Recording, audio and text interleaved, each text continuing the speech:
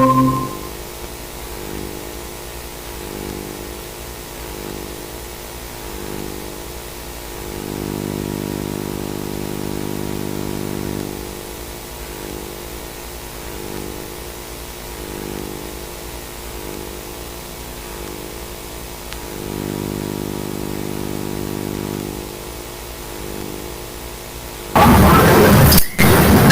sir, how are you?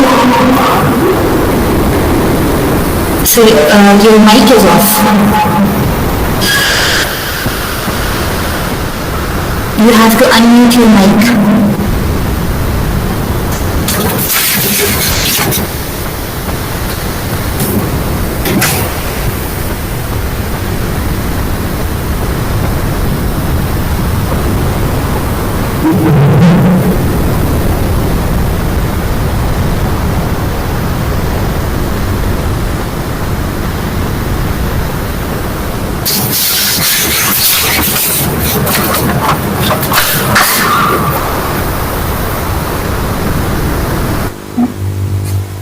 Hello.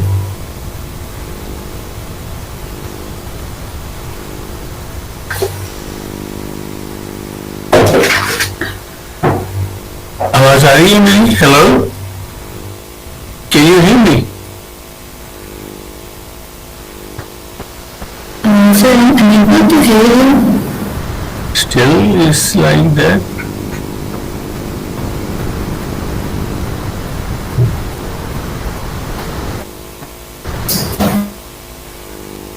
Hello. Hello.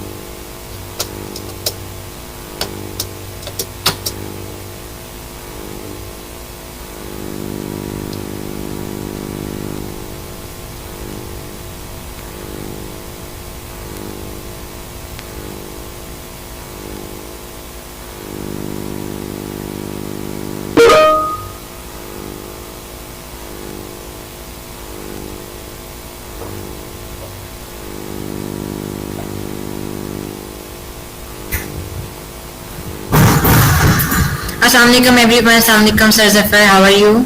I'm fine, thanks. वालेकुम अस्सलाम. मेरी आवाज आ रही है आपको? जी जी बिल्कुल आ रही है. So sorry sir, we have some technical issues. It's okay. Just wait for few minutes. Okay. Join कर रही है. Sorry for the inconvenience. It's okay. Can I take this call, please?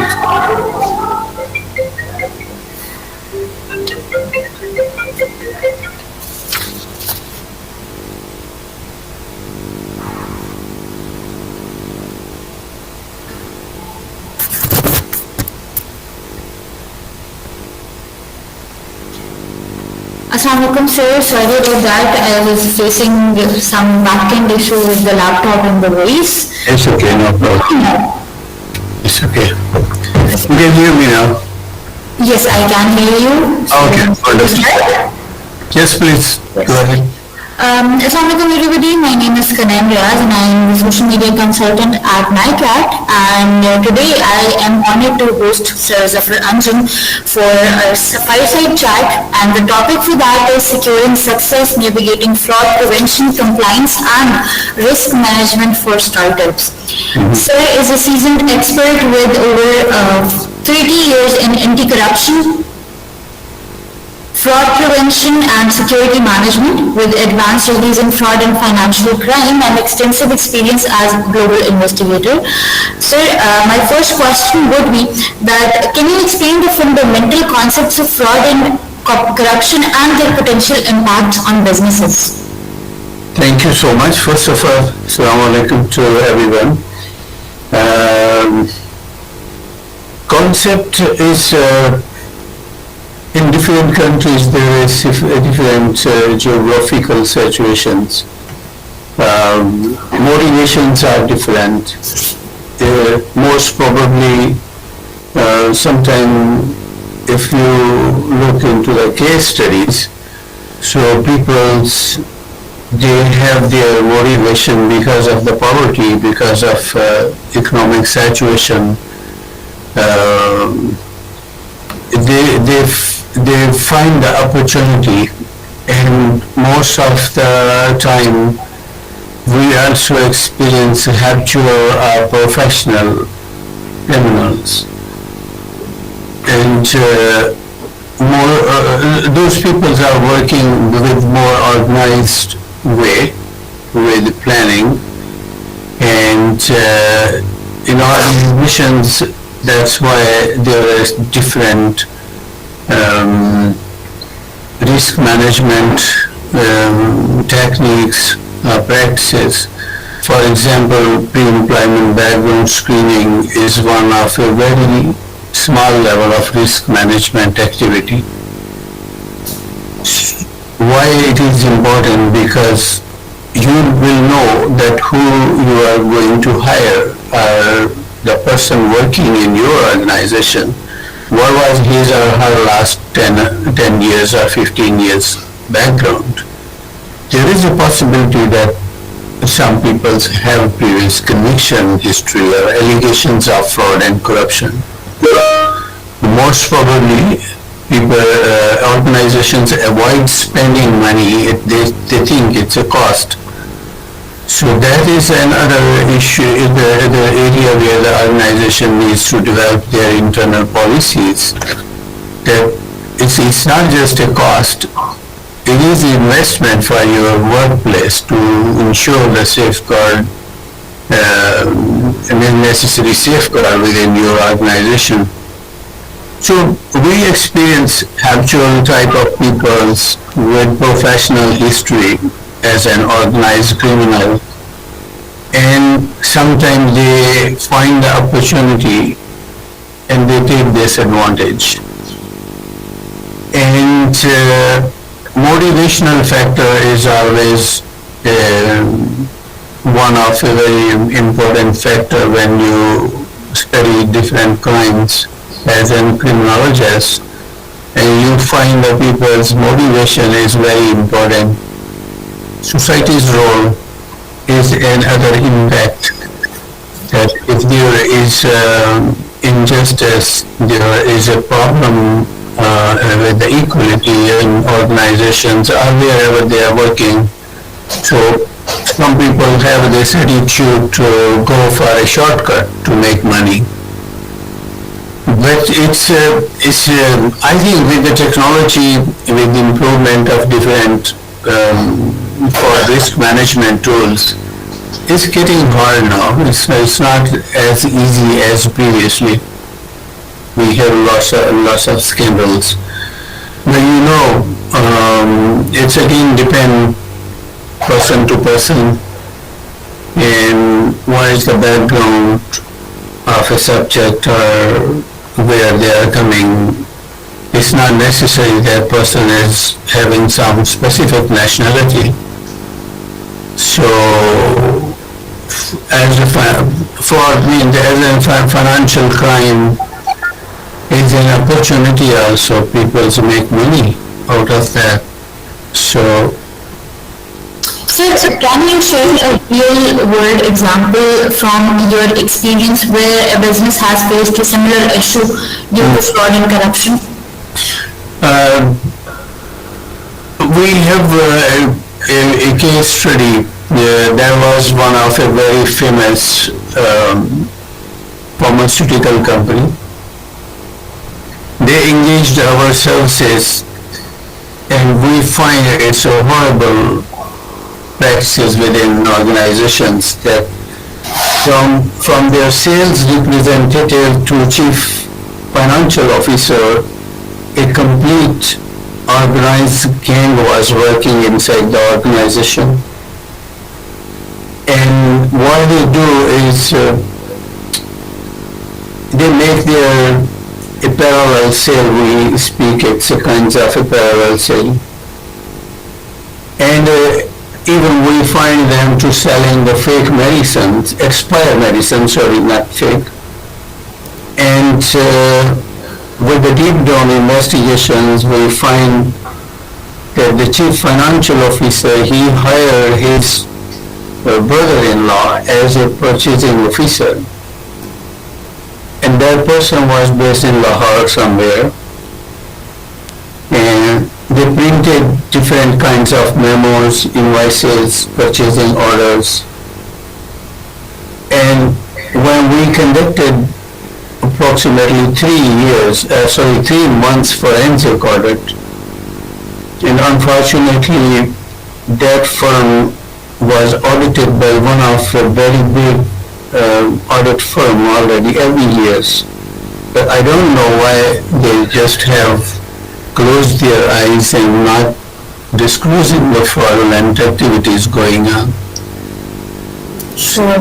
Sir, what key strategies should startups adopt to establish a secure and compliant operational framework from the beginning? Yeah, the most important thing is organization, if they wanted to establish an effective fraud risk management program, so the first step is to conduct a gap analysis. The gap analysis is where they will find if they have adequate procedures and policies in place, and those procedures and policies are how they are effective in implementation, not just a paper-based compliance. So that gap analysis will bring lots of, discrepancies within their systems. First step is very important. If they have a fraud risk management and compliance team, then the first step is that gap analysis should be from an expert, external expert, not auditor, but mostly the people from the specific field specialties. Because there are policies, procedures. Sometimes you have fancy policies, procedure on books and papers. We call that a paper-based compliance. But that is not enough if that policies procedure is not effectively implemented. So now, for example, we have lots of international best practices standards, and companies can go and implement those standards to make sure that they have effective adequate procedure to stop the fraud and corruption at first place. That's why I mentioned a simple example of background screening. When we started in Pakistan, nobody was knowing, for example, in 90, the first one call we received, that was from Procter & Gamble. From whole Pakistan, there was no concept of pre-employment background screening. A very first step when you are making sure that your workplace is safe. So this is one of the activity organization needs to do as a risk management. So for risk management or for risk assessment are a very important topic nowadays. So, sir, how can startups ensure their security that to meet long-term stability and build trust with stakeholders? How can they ensure it? That's the best practice. International best practices are here. So, for example, if an organization implementing recently ISO designs a lots of very good practices. For example, ISO 37301 is a compliance management system. So when you are implementing that, an organization is certified with ISO 37301. So every year they will have a surveillance audit. So if they miss something and if they violate the procedures already implemented or they have organization show commitment, then every year they can manage, they can meet their exercises. If they are effective still or there is a need to improvement. And that's also an assurance for the stakeholder and external, business partners that organization is certified and there is no worry to do business with them. But so those are, please. Sir, what are some effective methods for startups to identify and manage risks proactively? Yeah, as I said, the first thing is an organization need to know what type of risk, operational risk or human risk, or what type of risk they are facing that they can expect from different business activities. That's why I mentioned the gap analysis is the very first thing. When you understand your own organization's internal procedure and controls. So internal controls, if you have effective internal controls and there is a policy procedures that every year you are auditing that, then it is where you start the process. Then the next step is to improve, for example, adequate trainings to the staff. For example, we say most of the time, say no to corruption. So say no to corruption is not enough. If there are no policies or effective procedures, for example, in some countries there is a strong political will, and they are not speaking about just say to corruption. Malaysia is an example in front of us. They practically implemented anti-corruption law and corporate liabilities, criminal liability on organizations. So if you find somewhere in corruption activities, there is 21 years imprisonment. And where they focus more to conduct the organization's internal training to stop corruption, how to improve their culture. You need to develop an ethical culture within the organizations. And that can only be step one is to conduct regular training, awareness trainings, different session to the employees to give them more understanding about international laws, local regulatory frameworks, and I think training, gap analysis, risk assessment, those are essential steps if you wanted to improve the risk management strategy against fraud and corruption. Right. Sir, can you provide some insights into how startups can integrate risk governance and strategic threat management into their operations? Yeah, I mean,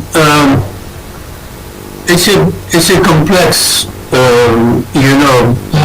practice. Some organizations, maybe they are very small and there are budget issues because,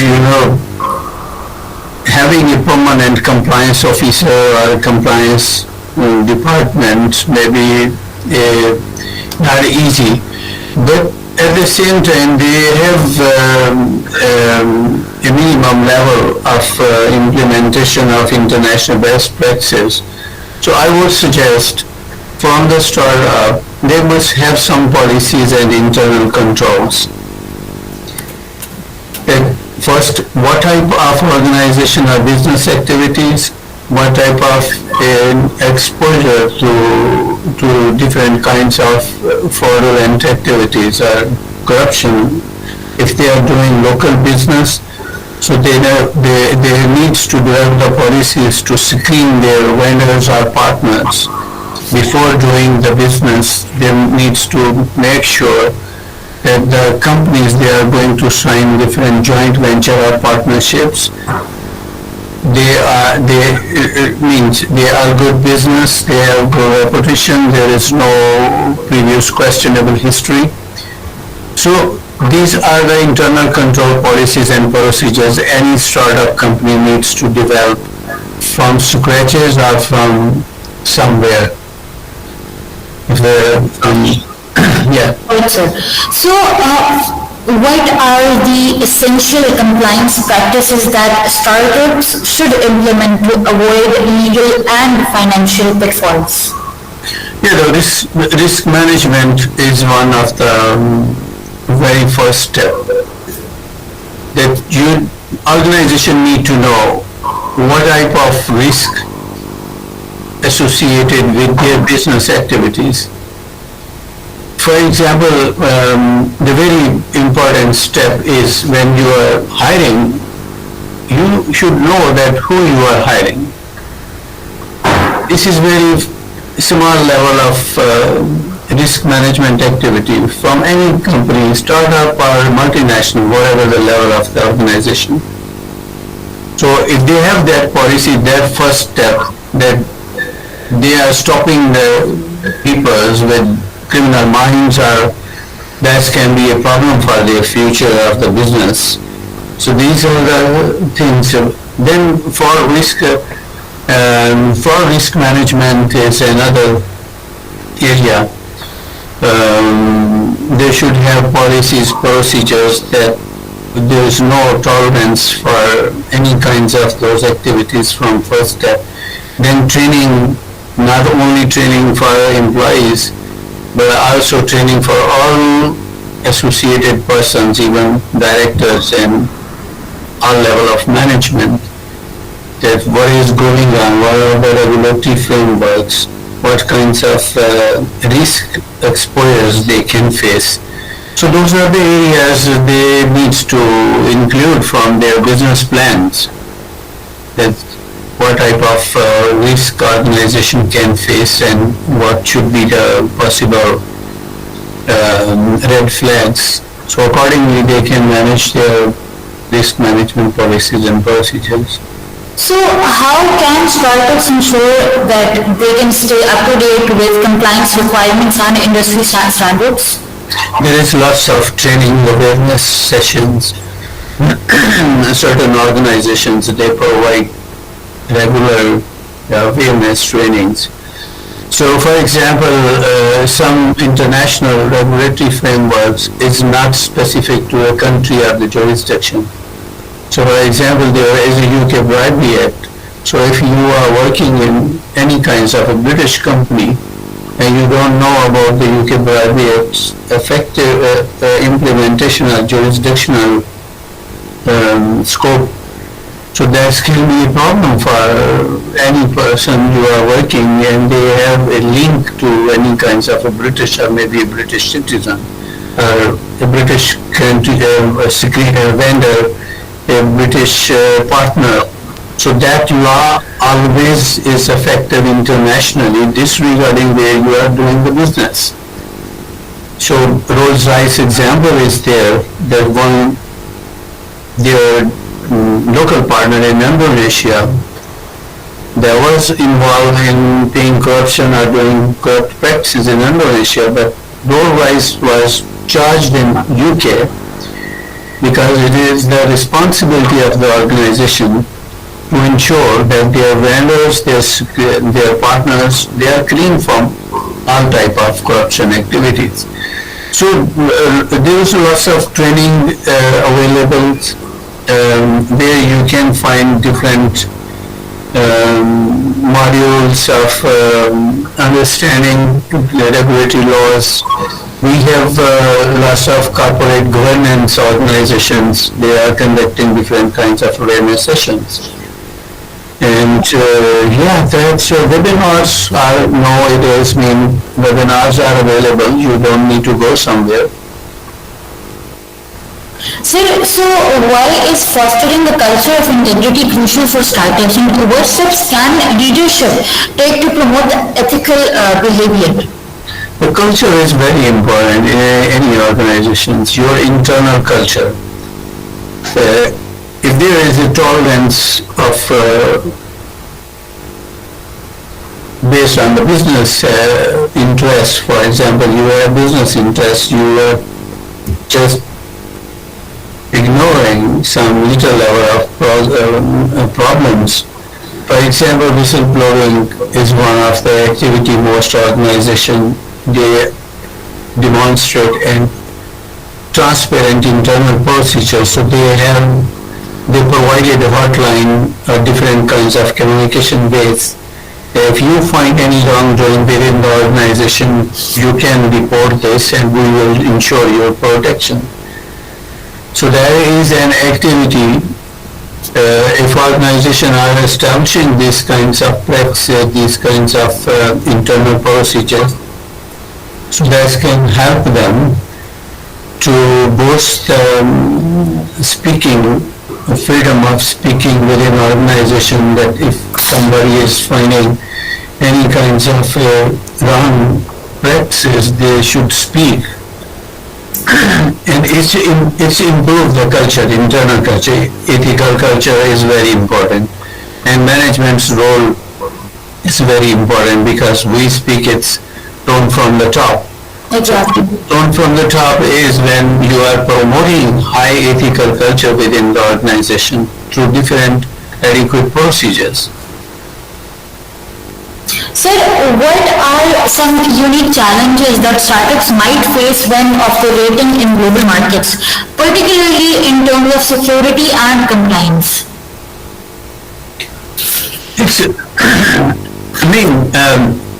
We know the organizations are global and you can do business from everywhere. Technology is there. We are more developed in a more developed market or environments. Especially, lots of pre-launching activities. People are working from home, any part of the world.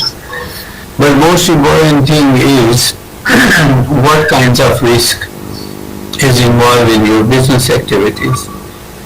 So wherever you are working, what is the level of working, it needs to have a proper due diligence. If you are doing business somewhere and globally and you don't know about the partners, their backgrounds, so that is the first step that every organization, before doing global business, they needs to conduct a proper due diligence to ensure that the business is secure, your transactions are secure, your relationship you are going to establish is a long-term based relationship, and you know each other.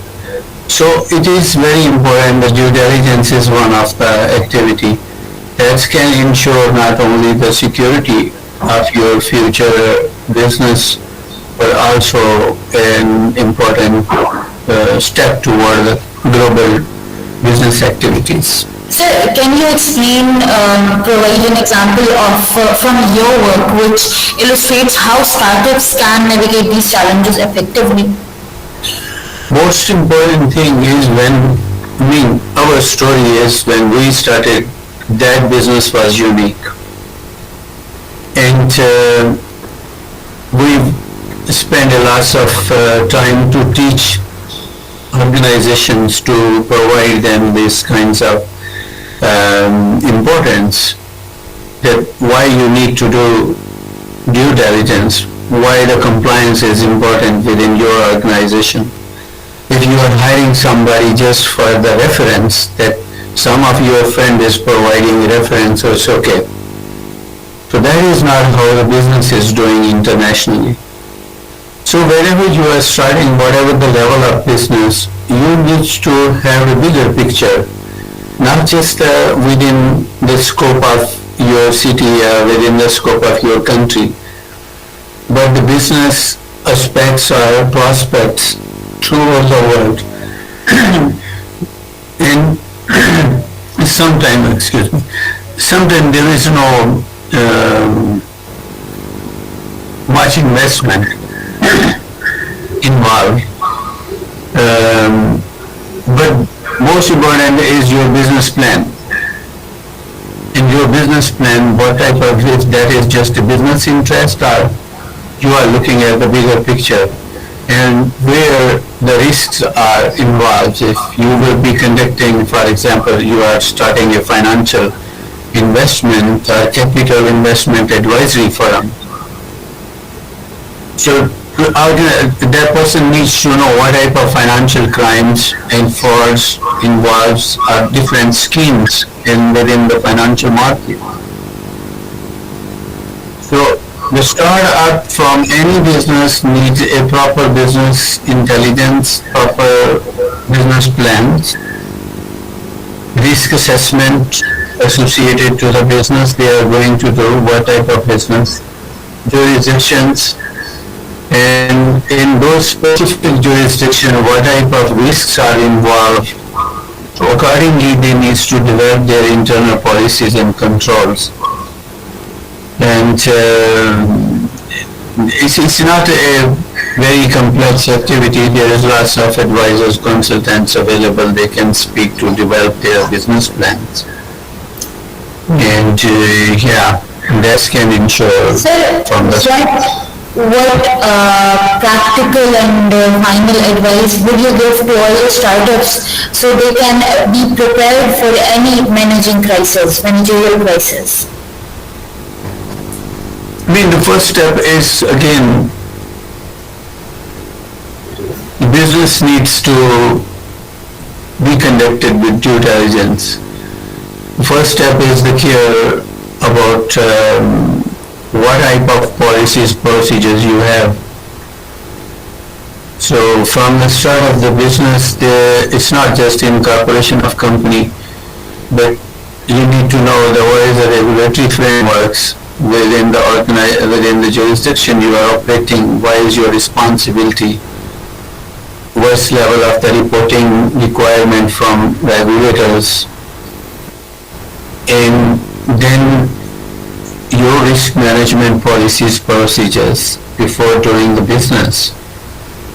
So lots of organizations, even if they are 5 or 10 people, they have policy, procedure internally developed to do only clean business or doing business with high ethical organizations. So from the startup, you need to develop your objectives, especially what are your objectives with the corporate governance, compliance, and risks involved in your business, what type of gap analysis you conducted to understand the exposures of your business towards the risk of fraud and corruption or other kinds of business crimes. Right. So this is it from my side. We have some guests as well. If anybody has any question, please raise your hand.